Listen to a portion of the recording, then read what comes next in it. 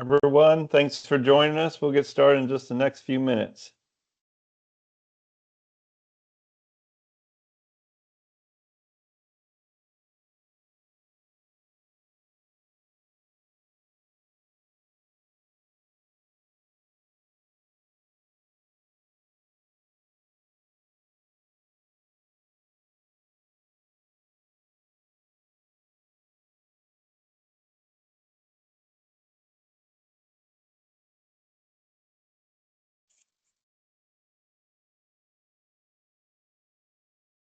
Right, well, I'm showing that we're about a minute after, and we want to make sure there's plenty of times for questions and answers at the end. So we'll go ahead and get started. But thank you again for joining us today for our informational webinar on our Sustainability Leadership Initiative. This will be our agenda for the next 45 minutes to an hour. We'll first do some introductions. We'll tell you a little bit about the history and the program objectives for Sustainability Leadership Initiative. We'll then do a good overview of what typical sessions look like. We'll then go into program requirements, our SLI alumni program. We'll share some fellow testimonials and some feedback that have come back from our previous classes. And then again, we'll make sure that we spend plenty of time answering any questions that you all might have. In a second, we're going to go to introductions so that you know who our team is. But we are experiencing some technical difficulties with the RSVP list for this webinar. So if folks feel comfortable, we would love for you to enter your name, organization, and your email address in the chat. And then that way we can make sure that we send you a recording after today's session. So we'd appreciate that. And of course, we are recording this so everyone's aware, and we'll make sure that that's available for everyone that puts their email in the chat. But with that, I'll pass it over to Dr. Andrew Predmore. Okay, thanks, Brent. Hey, everybody. I'm Andrew Predmore, as the slide says. I'm the Executive Director of the Shi Institute for Sustainable Communities at Furman University. And just love this program and love being a partner with SustainSC on this program. Just quickly for me, I do have a PhD in forest resources and environmental conservation. I spent most of my career teaching and then leading sustainability in the Midwest. I was at one point the sustainability director for Indiana University in Bloomington, Indiana, and then the whole Indiana University system. Also have spent some time in corporate sustainability here in South Carolina, but ultimately I'm back here in my home state, and this is one of the most impactful things I get to work on. So look forward to talking more about it through the rest of this webinar.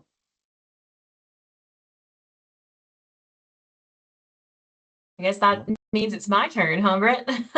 That's right. Awesome. Hi, everyone. I am Emily Skaggs. I'm SustainSC's Director of Sustainability. I have been with SustainSC for a little over a year and a half. Andrew and I actually previously worked together at Milliken & Company in corporate sustainability. So a little bit of a background in marketing, events, sustainability, and agree with Andrew wholeheartedly that this program is one of my favorite parts of my role and one of the most impactful things I get to be part of. So I too am excited to tell you more about the program. Brent, I'll hand it over to you. Thank you. And I am Brent Kosick. I am Director of Partnerships at SustainSC. I'm actually one of our newer team members at the organization. I've been on board now for about 6 months. So get to learn something new and interesting and exciting every day, just loving the work on a week-to-week, month-to-month basis. And, I think Sustainability Leadership Initiative was something that initially really drew me into SustainSC. So just really happy to be part of the team. I've spent my career across conservation, disaster response and recovery, and then also energy efficiency and energy work, mostly in the workforce development space. So really, just like Andrew and Emily said, I think Sustainability Leadership Initiative is one of the most impactful programs that we lead. So really looking forward to sharing more about it with you all today. So now that you know who we are, just a little bit about the two organizations on today's call. So At Sustain SC, our purpose is to build and grow a more sustainable future for South Carolina at the intersection of commerce and conservation. So all of the programming kind of looks through this lens of that intersection between commerce and conservation. We believe fully that we would like our state to continue to grow. We would like to bring more companies into the Palmetto State, support those companies in a smart way. So we also don't think that that means making any sacrifices to the quality of our natural and environmental resources. So we bring these two worlds together, and that informs all of the programming that we do at Sustain SC. So our mission, or what really gets us up every day, is to connect the sustainability goals of business in South Carolina with local solutions for the benefit of our economy, environment, and our people here in South Carolina.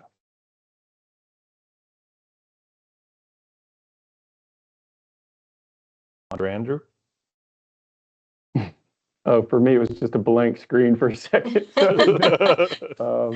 Again, yeah, I'm Andrew Prodmore. I'm the director of the Shi Institute for Sustainable Communities at Furman. Furman has always been at the leading edge of sustainability in the state of South Carolina. You know, the institute was started back in 2008, and as it's evolved over the years, we've gone from being, you know, one of the first LEED certified buildings in the state of South Carolina to having the largest solar array in higher ed in the state, among other sort of campus-based commitments. We've expanded our mission to, along with Furman in general, to be really community engaged and supporting sustainability across our state. We do that through this leadership program. Also, of course, building leaders right here on campus with our undergrads and graduate students, but then also through applied research and engagement. And we do that in all kinds of ways across the state. And for me, didn't go to Furman, but I believe strongly that higher ed can play a role and a catalyst role to making our state more sustainable. And this program is one of the ways that we do that. Oh yeah, this is me, right? So you've heard about the two organizations, right? Okay, so Sustain SC and Furman and the Shi Institute at Furman. So this slide really is just telling you that, yep, we work together closely to make SLI happen. We're looking for our 6th class of fellows. The program, we'll talk more in depth about it, and I'm not going to read the slide, but we do a lot of interesting things in this program to make it impactful for the people that are in it. We don't just sit in the classroom and talk about sustainability. We get out and do and see things. We try to connect the work with your actual sustainability work in the state, whether that's in your community or more likely through your work, your job. So we try to make it really, really tangible and something that you can use to advance the work of our state. And we spend a lot of time, you know, interacting with each other and with, you know, and you'll get to know other fellows really well. And that's part of the magic of the program too, is it's not just me or all the guest instructors and facilitators that come in and practitioners that come in. It's like all the passion and the wisdom in the room. We're really intentional about bringing that forward in the program, and that's what makes it strong. So, but great partnership between Furman and Sustain SC, make it happen. So this is just a quick summary of the objectives, which you can read here. So again, won't read it to you, but tell you more through my lens what's going on here. From a sustainability perspective, the program really focuses on getting you to be a wide boundary systems thinker. Right, so we take you through a variety of exercises to get you there, and in groups and individually. So what we want is you to be able to see the systems in our state, how they work, how socioeconomic and ecological challenges interact, so that we can collectively pull the right levers for the type of change that we need in our state. So that middle thing there, sustainability, we're really trying to teach and encourage systems thinking. We're also really intentional about the leadership component to that. So we have a Center for Innovative Leadership here at Furman, and they help lead some of that work or facilitate that work. And again, that's a lot about kind of connecting what you're learning with applied and practice. Like, how do you lead change in your organization and in our state? And then the third thing you see up there is, we call it networking, but really what we're doing is building cohorts and building a group of people in our state that's both well educated on these issues, but also committed to working together on these things. And it's not something that it's sort of a byproduct of being together a lot, having some fun together, doing some interesting things together, which we'll show in some of the later slides. And from that, the strength of the cohort really emerges. And so that network building part is right there. It's not something we teach, it's something that happens through the program.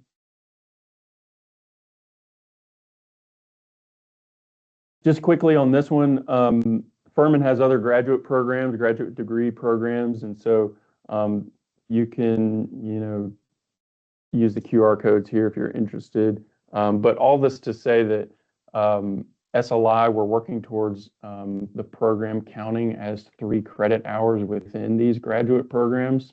And so that's work that's ongoing and hopefully will be completed soon so that this SLI can be a part of these other curriculums if that's something you're interested in. If you're not interested in it, that's just fine too. You can just take SLI and most folks do that and have done that. It also reiterates though that, like, we'll talk about it a little bit later, but like there some of the attendance and record keeping requirements, because this is a part of other accredited programs. We got to have you there and have you engaged, which hasn't been an issue, but just kind of an early kind of reminder on that. But lots of opportunities at Furman, and SLI can just be the start, or it can be all you do. Either way, it's great. Thank you, Andrew. Back to Emily. Great. So just to give you a little bit of background on SLI, the network, we recently graduated our 5th class. So that was a milestone for us. That was on June 4th. And as you can see, here we are already at the end of the month recruiting for our next class. This network is made up of now a little over 100 sustainability leaders and professionals. And that's the kind of network that you will get access to when you participate in the SLI program. And that's one thing that I think is really special, because you're not just getting access to the folks in your cohort, though you will create really special bonds with them.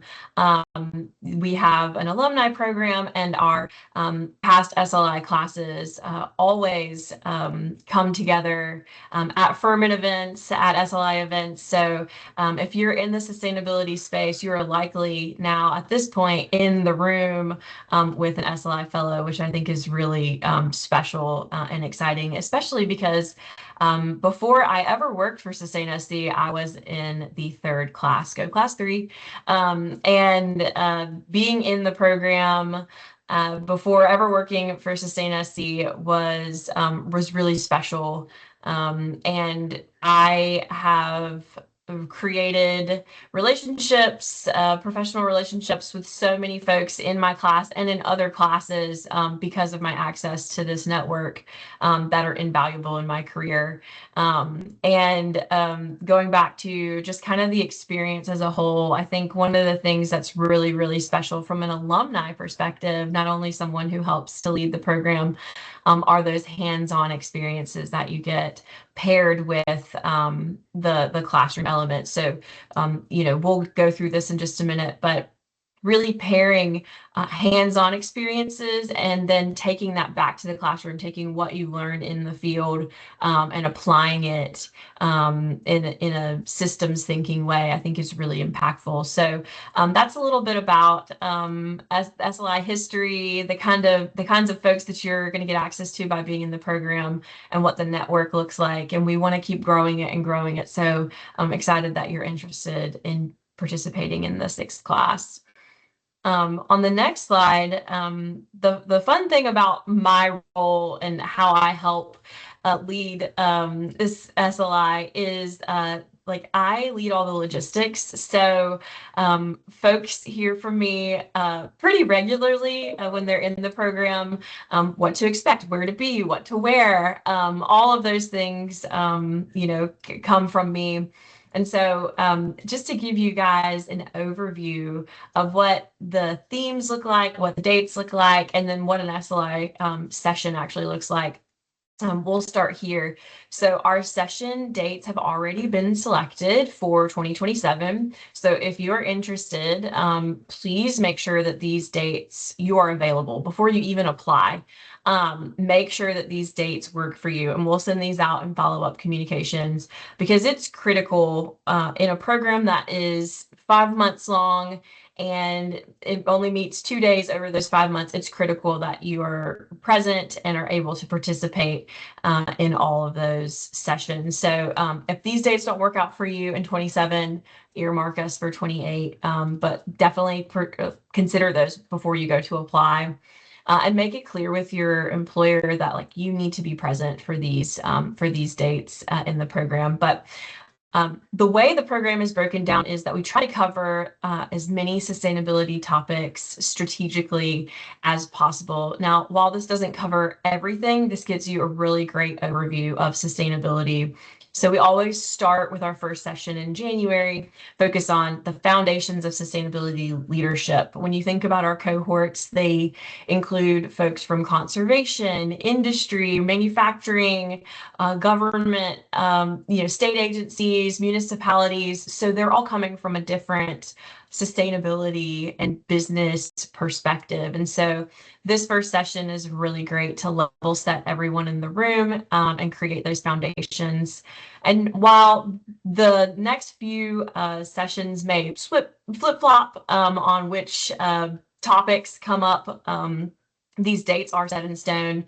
So we do have a session dedicated to materials and circularity, another one focused on conservation and land management, another one focused on forestry and agriculture, and then finally one focused on energy and emissions. So we think this gives you a really great breadth of coverage on sustainability topics. And then we're pairing our final presentations and graduation with our 5th session. So there is a final project presentation element of this that is a graduation requirement, but if you hear from other fellows, you'll hear that it's not super intensive. It's just to make sure that we know that you have learned something in the program, and then of course we would graduate. So that's an overview of kind of what the sessions may look like. And then if we were to deep dive into a session to see like what the timing and flow looks like, as I mentioned earlier, it's 2 days.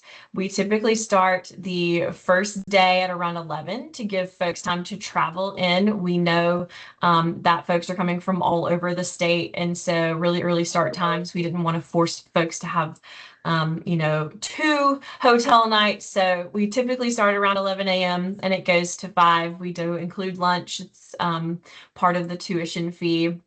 And that is typically a field session. So we will do something out in the field the first day. Sometimes that's the whole day, like it is on Bulls Island, and sometimes it's a big chunk of the day, and then we come back and do some classwork, but typically 11 to 5. Then we always end the day with our networking hour. This is an opportunity for the fellows to get together, talk about what they experienced that day, get to know each other, relax. And then we always have an optional group dinner. Folks tend to pair off and go off into groups to do dinner after the networking hour. One important note is that hotel recommendations are provided to you. So we tell you what has a good rate, what's really close as far as like getting to your field sessions or classroom locations, but it's not included in the tuition. So that is something that is not covered in the cost of tuition. Then on day 2, we start pretty early because, again, we know folks are going to be traveling across the state to get back home. So typically around 8:45, 9 o'clock, and go until 2, where once again, lunch is included. Breakfast is on your own. I always have coffee for you. Don't worry. And we typically have classroom and leadership parts of the program on that second day, and then everyone departs at 2. So that gives you a really high level overview of what like a flow would look like. But now I'm going to hand it over to Andrew, who's going to walk you through what our conservation and land management session looked like. Thanks, Emily. Yeah, this is the fun part. But before I get to like talking about these pictures and one of the sessions from this last year, I just want to echo a few things that Emily said. One, you saw the topics, right, and the dates. Those are always Thursday, Fridays. Um, it's intentional that we start Thursdays at 11 because it allows most of the time folks to reduce it to like one hotel overnight stay, Thursday into Friday. So that's why it starts. It's intentionally arranged that way. The Thursday is super important, the evening that we get to spend wherever we are, whether it's in Orangeburg, South Carolina, or whether it's in Charleston. It's a great time just to really get to know the other fellows, and that's an important part of the program. So I just wanted to reiterate, like, that it is a traveling show, which makes this one of the, I think, most unique things. And I remember I was looking at the feedback from this last year, and one of the fellows said, which is like a side benefit that I hadn't really thought about, which is he just felt more connected to the state because we moved around and saw different challenges and opportunities in different contexts across South Carolina. So it's really valuable in that way too. And then the other thing before I get to like talking about really like what's it like to be in a session, I think to reiterate what Emily said really well was like one of the things that's really unique is like this is not just conservation folks in the room, and it's not just or other sustainability nonprofits, and it's not just like people, you know, in the public sector, like local government, sustainability resilience folks, or just business people. This is intentionally a cross-sector network that we're developing. So part of the magic is putting these folks with different perspectives and views of these challenges in the room and seeing what emerges. And what really emerged this year is like some really great shared understanding and values around sustainability. And that's one of the things that happens and one of the things that's really valuable. And Furman and the Shi Institute and Sustain SC have been intentional about this because we believe that as we work to solve these challenges in our state, it can't be just in one segment. Like we need to have people knowing what other sectors are doing. We're going to have to broaden the tent and have better connectivity between these efforts to get the state moving in the direction and where it wants to be. So just wanted to do that, and then I'll pivot into just like looking at these pictures and remembering how fun this is. And really this is, I'm going to talk about the conservation session, which this year was in March. But all the sessions have something really unique about them, right? Like we're going to a place to see and experience and often do something. And so it just makes it powerful to do that and then reflect back on that in the classroom. So this one, these pictures, I think the next few pictures, the next couple of slides are from our conservation and land use or land management session this past March.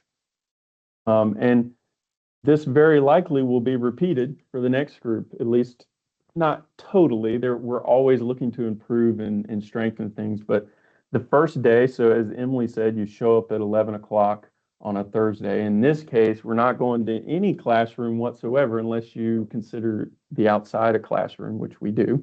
But you show up at a dock. You show up at Garris Landing down outside of Allendale, South Carolina, and you hop on a boat with our collaborator and ecotourism guide, Chris Crawley, and we ride out to Bulls Island, which is in one of the largest protected saltwater estuaries in the entire eastern seaboard. We hop on a boat together as a group. We go out to Bulls Island, which is a federally designated wilderness area. And we lead you through some activities, we put you in groups, but ultimately this session is about absorbing and reflecting on the basic idea that the foundation for sustainable communities are functional ecological systems. And so we take you through different parts of the island. You get to see things, reflect on your values. This is the picture on my left, maybe your right, is one of our SLI fellows just offering a reflection to the group about what we experienced that day on the boat ride back to the landing. And Chris, I'm sure Chris Crawley is in the other picture showing us a plant. I'm pretty sure it's Ilex vomitoria. If you're in the program, you'll get to learn what's special about that plant. You can probably guess by the Latin name there. So anyway, great fun day, but really also foundational for understanding sustainability in our state and the ecological systems that support our communities. So tons of fun, but a lot of good learning and reflection too. So that's day one, 11 to 5 o'clock, the whole time on a boat on an island. And then, of course, there's networking in the evening, which after you've done something like that together, it leads to all kinds of fantastic conversations. Day two, this last year, for the conservation session, was held at the Low Country Land Trust new building in Charleston. And you see the pictures here are, we had a session on the new Black River State Park. And so the conversation was around what does it look like to protect land in a rural area, part of our state, and trying to get folks to really through talking with the panelists and our SLI participants asking questions, understanding how do you bring a rural community along in the development of something like a state park? How do we ensure that it's supportive of the economic vitality of a rural part of our state while also respectful of the social fabric of that community? So a lot of really fantastic conversations around that. And you can see the diagrams in the back. I make you think a bit about these systems before we engage with the panel in a really pretty deep way. So lots of fun there, and I think lots of learning. Brent, do we have another slide? I can't remember. Yeah, we got one more. Yeah. So that's part of it. So we came in and, the day before we were out in nature, out in a beautiful conservation, federally protected area. Then we're coming in and we're talking about a case study around conservation and how not to forget the people side of conservation, right? And exploring that really deeply as a group. And then the end of the day is like, okay, what have we learned and how do we start to apply that to your leadership of your challenge in our state? We do all sorts of activities that make folks a little bit uncomfortable, but then ultimately really happy as a group. And you can see one of those pictures, we're all in a circle. I think you had to step forward and practice what we call human-centered communication. And that's really important to sustainability. Is like it's not about just standing up and saying, well, the science of sustainability says X. Nope. It's like, how do we appeal to and make people understand that this is a problem that involves people and the solutions are about people and creating long-term thriving of communities. So we don't just say it, we give you an opportunity to learn how to say it yourself in your own style. And so that gives you a sense of kind of the time we spend together towards the end of each session, where we're thinking about taking all that we've learned and translating that forward into your leadership style and applying it to whatever your challenge is, your project is that you'll be working on throughout the program. So I think this is pretty indicative of what we do. All the sessions look a little bit like that, whether we're talking about materials and circularity, or we could have shown you pictures of our class out in the field in the rain, but having a great time exploring forestry and agriculture. So they all look a bit like that. And they're just a ton of fun, a ton of learning, and a lot of like building a cohort. Brent, this is me too, I think. It is. Yeah, okay. I think I pretty much said it at this point, but just reiterating a few things quickly here. You do have short reading or a podcast that I sign before each session. It's,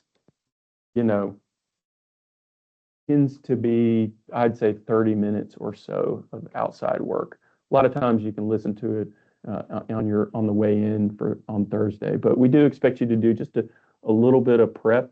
And then when you get there, it's not going to be just me.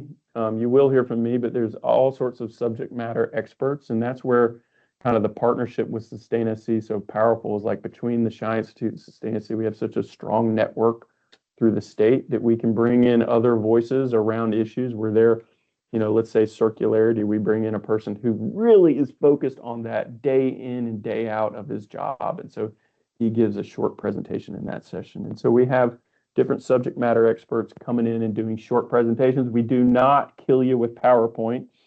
That's not the style of this program. It's much more interactive. Then we usually go out and see something, we go out into the field, then we come back in and there's a lot of group work and some reflection and leadership. And Emily will always ask you to give her a little bit of reflection, and we use that to help kind of celebrate the program and the progress that we're making. So hopefully that gives you a good sense of what these sessions look like. They're really varied. They're all over the state. They're always fun and informative. Great, Andrew. Thanks for leading us through that. So here on the screen is just the official attendance policy. Emily also already previewed this, but like bottom line, again, like there's only 10 classes over that 5-month period. So it's really important, not only for yourself for the learning component, but making sure that you're building that camaraderie with your cohort to be there for all 10 of these classes. So that is the expectation. It's just everybody is able to fully participate in all these sessions. So just like Emily said, please make sure you look at your calendar before submitting your application, because that's a huge part of making the program valuable to everyone. That being said, we do understand that there may be some unavoidable circumstances that do arise. And obviously, we want to have conversations if those come up, but we do allow for just no more than 1 day of class in order to, or you can miss no more than 1 day of class and still remain eligible to meet the certification requirements. So if something does come up that's unavoidable, we'll work with you, but any more than one class, what would happen is that you would have to reapply for the next SLI cohort in order to move towards graduation. If you do miss one of those classes, there's also a requirement for making up some of the session through materials and assignments on your own that must be completed before the next session as well. We also want to remind everyone that tuition is non-refundable, and that's why we're stressing to really look at your calendar and have those conversations with your supervisor upfront to make sure that you do not see any of those conflicts that could be coming up into 2027. All right, so just tell you a little bit more about what is covered in tuition and what those additional costs are. So tuition to participate in the program is $4,500, and included in that is the full SLI curriculum and programming, which Emily and Andrew did a great job of describing. All the class materials you'll need, those field experiences and networking hours. So again, like that trip to Bulls Islands included, those networking events afterwards are all including your tuition. You will also have both days of lunch, drinks, and snacks provided. Again, Emily does a great job making sure the caffeine's flowing the whole time around. And then again, yeah, the networking hour on that day one. Again, tuition is non-refundable, so just something to keep in mind. And so those additional costs that you'll want to think through, and as you're having conversations with your employer or supervisor for some of those additional budgeting items that will come up, is hotel and lodging is not included in that tuition cost. So for those days that you'll need to get a hotel in order to travel to these different parts of the state, you'll need to make sure that that's budgeted on your end. The transportation itself to these sessions are not included in tuition, so there's no kind of like mileage reimbursement. And then other meals not listed above. So again, like Emily said, oftentimes after our networking hour on day one, you'll want to go out to dinner with some of your classmates. That is not included in tuition. And then occasionally there might be additional fees that come up, like parking and things like that that are not covered in tuition. So if you have any questions about that, we can definitely answer that at the end of today's session. And I'll also be sharing my email. So happy to kind of talk those through on a later date as well. So let's talk about what the application and acceptance process and timeline looks like. So to apply, you would just submit your online application to the link in this PowerPoint that we'll send out after this, but it's just on our Sustainability Leadership Initiative landing page, which I think most of you all have already seen as you registered for this webinar. So those applications are due in by August 13th. So make sure that you're putting those reminders on your calendar as well. There is my email address. So as questions come up about tuition, attendance policy, or anything to do with the application, feel free to send those my way, and I'm fairly responsive in making sure that you get what you need. Our plan is to send out notifications of those who are accepted into the program by September 11th. We accept 25 fellows each year. And so with that notification, you will receive a letter congratulating you for your acceptance into the program. At that time, you'll receive the invoice for tuition. We'll also send you some paperwork that we'll also want you to submit back to us, just reiterating your intent to participate and that you are able to make all of those session dates, because we will have a waiting list of others who maybe weren't accepted to the program. So we just want to make sure that we're getting firm commitments as quickly as possible. So if we need to move into the waiting list, we have the opportunity to do so. But those signed documents will be due back on September 23rd. And then the final tuition payment of that invoice that will be submitted to you is due October 16th. I also want to let everyone know that only one person per organization is eligible for SLI per year. So you might want to be coordinating across your team and your supervisor to see who makes the most sense for your team for the 2027 class. And as I mentioned, we will be keeping a wait list. And our goal would be to let anybody that's on the waiting list know whether or not they can be moved into the full program by September 25th. All right, so what this slide here is just kind of a final summary of a lot of the things that Andrew, myself, and Emily have kind of outlined throughout today's session. So upon your acceptance to the program, you're gonna be notified and then return those signed documents to us by the 23rd. We'll also ask you for some additional information or additional things like headshots and your bio so that we can start prepping for the digital communications for the class. Again, final tuition payment will be due to us by October 16th. We'll again do reminders to make sure you're blocking out all your calendar dates. And then, you know, occasionally that we're also going to be asking for additional information as we prep for next year's courses. So things like if you have dietary restrictions or other things that we need to know in order to make sure the experience is as positive as possible for everyone. So we do ask just that everybody remain responsive during that period. So again, during the program, a recap of what is expected or what the day-to-day flow will look like is we'll want you to complete the pre-work that Andrew outlined. Again, oftentimes just a podcast that you can listen to. We want you to attend each session. We want you to be fully present and participate in the discussions, hands-on learning, and journaling activities. So again, one of the biggest things that we think comes out of this experience is your all's ability to interact with your classmates across all these diverse sectors. So we want to make sure that you're fully present and willing to participate. Along with that, we limit cell phone and laptop use during designated breaks.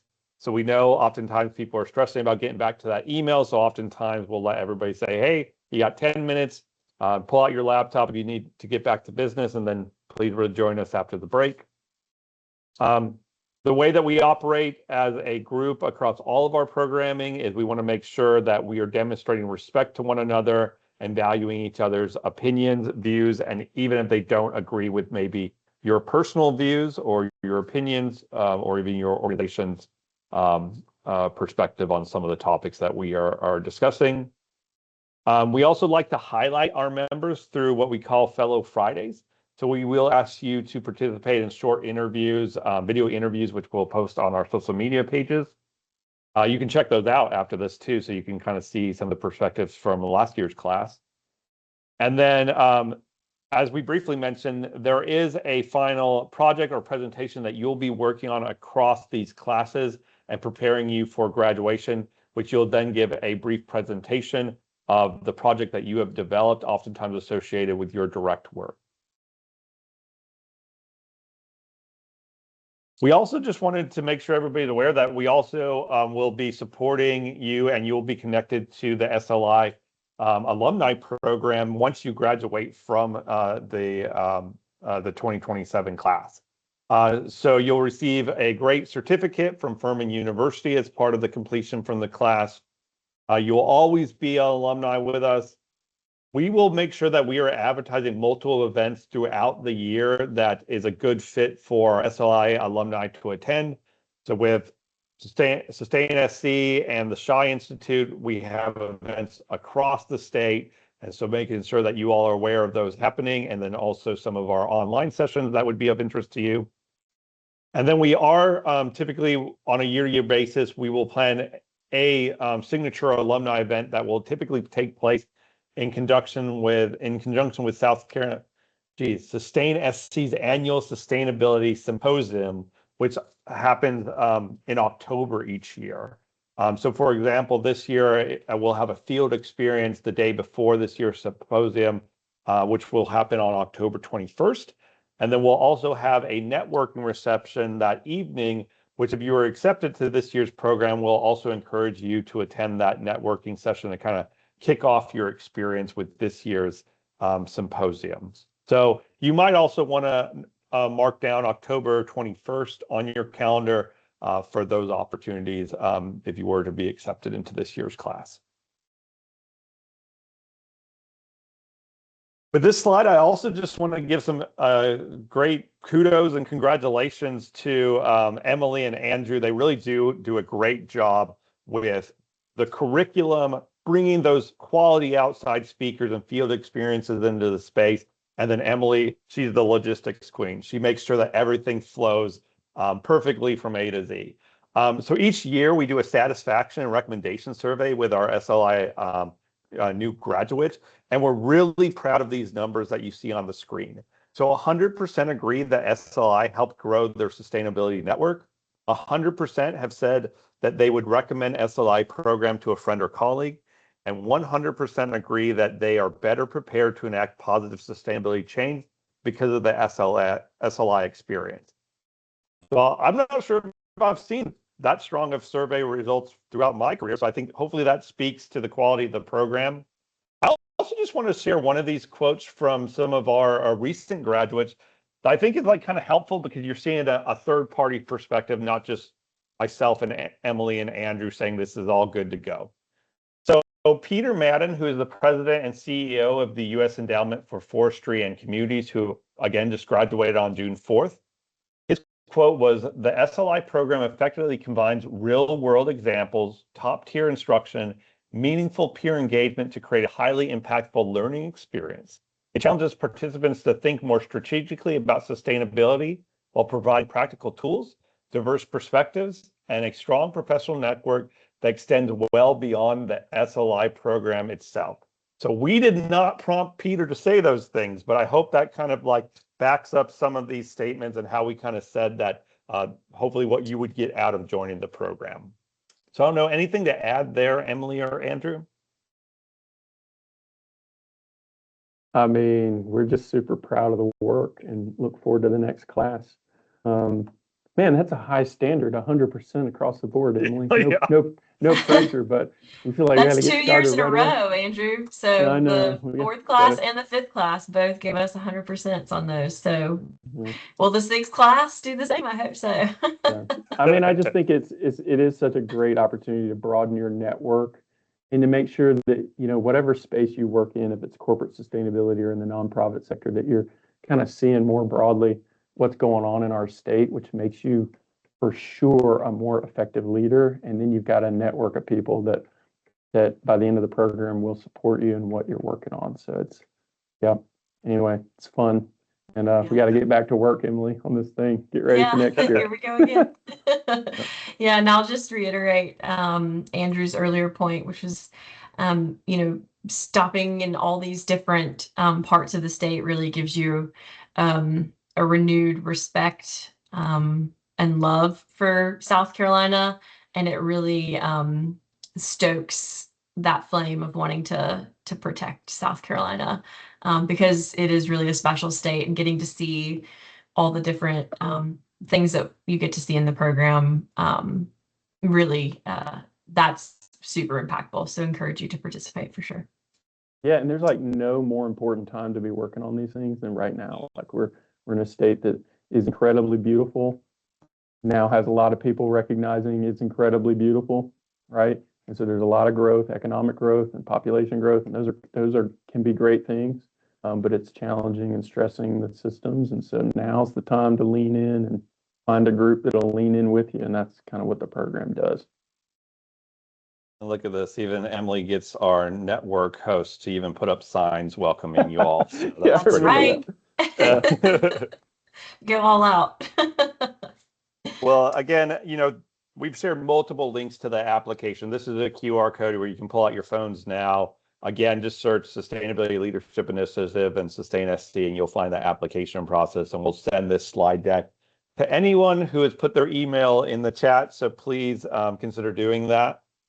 But with that, we'll go ahead and open it up to any questions that we have. And Emily, if you would mind monitoring that, I don't have the chat thing open. Yep. Oh, looks like we have a question. Brian?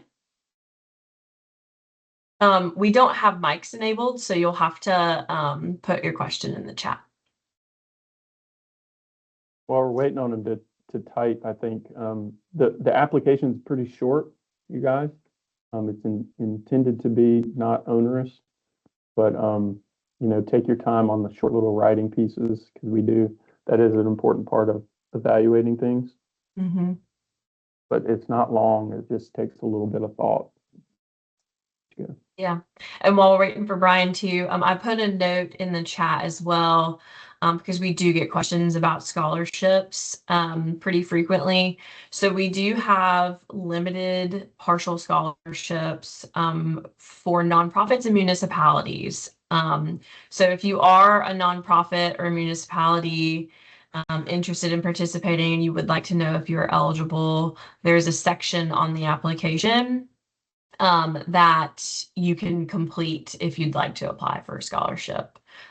So that's a question we get a lot and wanted to go ahead and get ahead of that. I don't see where, let's see, Brian was able to put anything in the chat. Are there any other questions if you have them? Oh, wait, here it is. I think it just came in. Is the application, go ahead.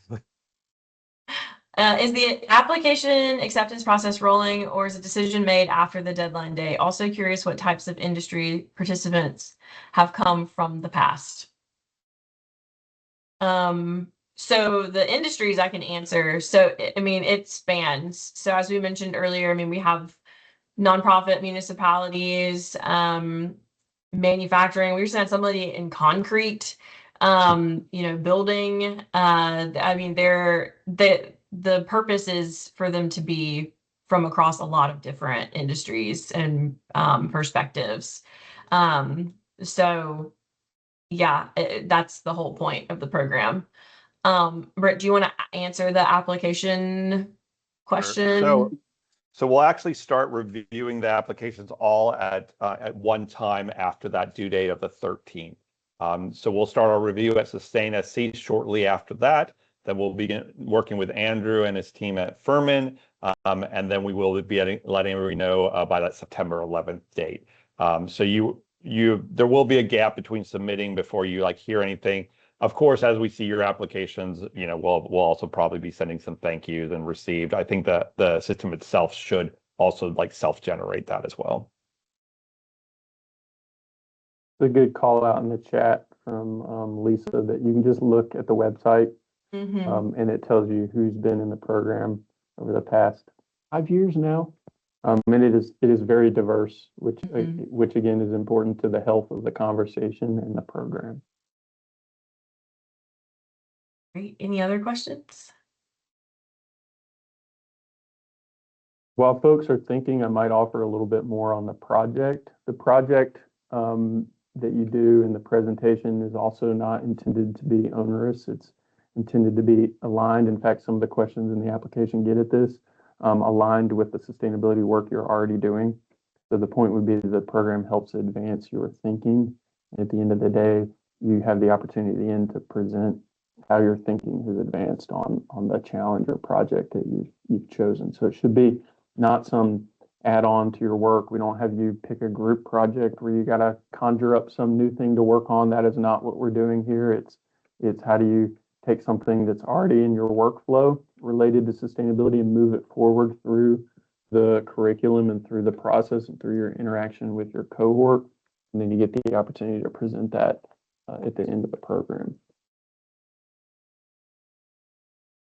Kristen just put a link in the chat to our webpage, so you can quickly get there. Great. Well, I don't see any more questions. If you think of any, if you're, you know, after the fact, feel free to email Brent, myself, or Andrew, and we'll happily answer those questions for you. Thanks, everyone. And yeah, please apply. Have a good rest I mean, of the day. it looks like someone else is typing. Oh. I mean, we could end and hang out like in the, I don't know, it's up to y'all. But Oh yeah, I think everyone's anybody had saying thank one-on-one you. questions? Yeah, everyone, thank y'all so much. We can't wait to see your applications. Bye.